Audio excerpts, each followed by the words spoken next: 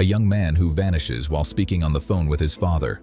A passenger plane that flies for 4 hours with no one in control. A student found in a river under circumstances that contradict every official explanation.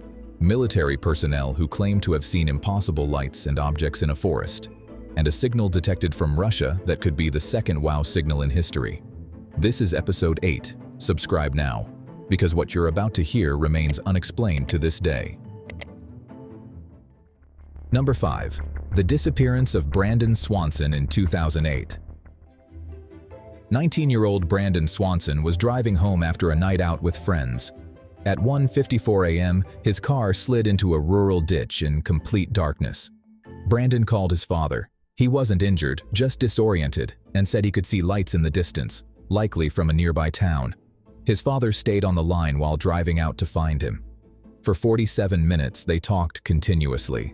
Brandon described open fields, a dirt road, the sound of wind moving through crops, and even thought he could hear running water, though there should have been no stream in that area. Everything seemed under control. Then suddenly there was a brief noise. Brandon said, "Oh, shit," and the call went dead. No scream, no sudden fall, just silence, as if reality itself had been muted. His father tried calling back again and again.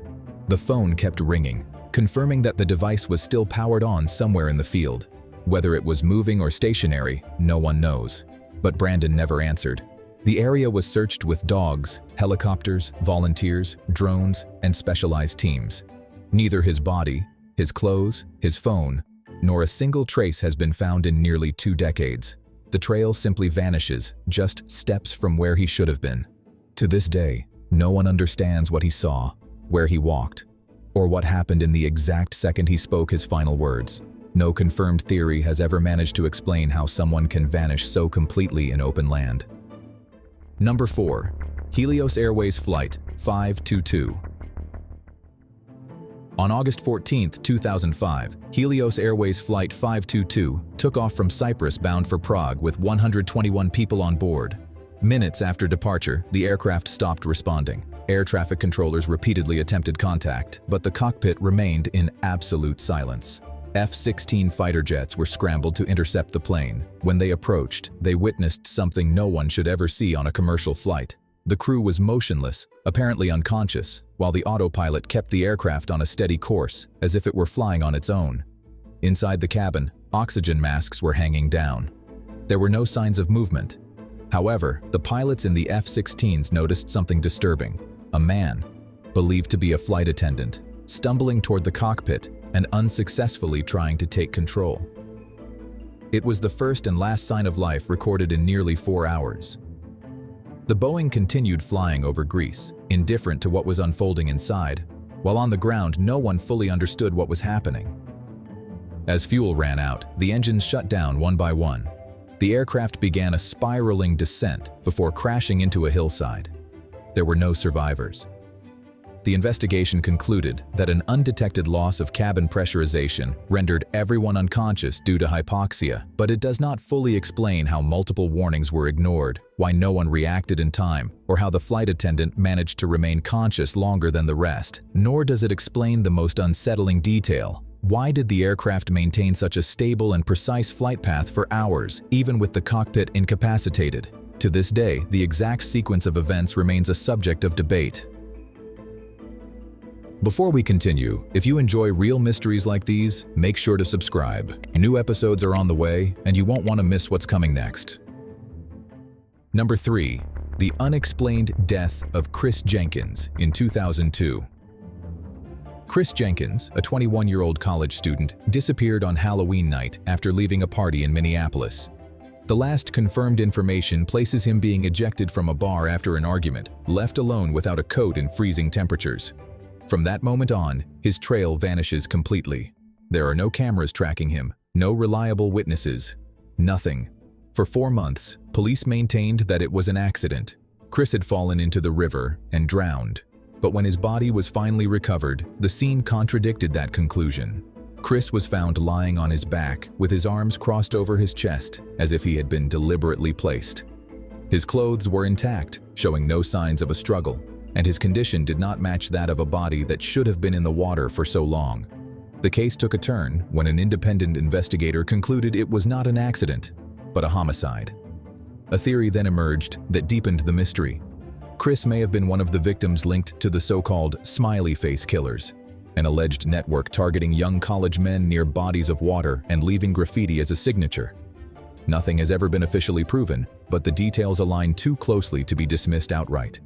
Authorities never reopened the case as a homicide, yet they were unable to explain why the body was found in such atypical condition, or what happened during the critical hours after Chris left the bar. To this day, his death remains a puzzle no one has been able to solve.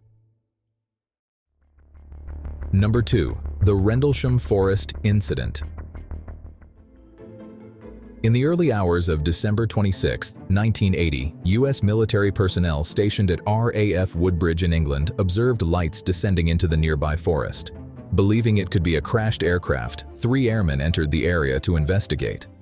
What they encountered did not resemble any accident: an intense white light moving between the trees, changing shape, and splitting into multiple luminous points. The soldiers reported radio malfunctions, disturbed animals, and freshly formed circular impressions on the ground. One of them, John Burroughs, later stated that the light approached within just a few meters of his position and that he felt static electricity surrounding his body. The following night, Deputy Base Commander Charles Halt decided to investigate personally. He brought measuring equipment, recording devices, and a small team. In his audio recordings, now public, his voice can be heard describing lights like a blinking eye, objects that appeared to divide into 3, and one that beamed light down toward the base. Halt also recorded abnormally high radiation readings at the locations where the ground marks had appeared. The official explanation was simple: a nearby lighthouse and bright stars. But that account ignored the military recordings, the object's directional changes, the equipment failures, and the fact that dozens of personnel reported seeing the same phenomenon over 3 consecutive nights. Rendlesham remains one of the most thoroughly documented and most uncomfortable cases of the Cold War, a case on record without a convincing explanation. Number 1. The Sura Signal. In 1991, at the Sura facility, the Soviet counterpart to HARP, operators recorded a signal so unusual that decades later it remains unexplained. During a routine ionospheric transmission, instruments detected an extremely intense pulse with a mathematical pattern far too precise to be dismissed as noise, interference, or any known terrestrial emission. What makes it unsettling is that it appeared in the exact same frequency band where the famous WOW signal was detected in 1977. Technicians inspected antennas, cables, logs, and calibrations. No faults were found.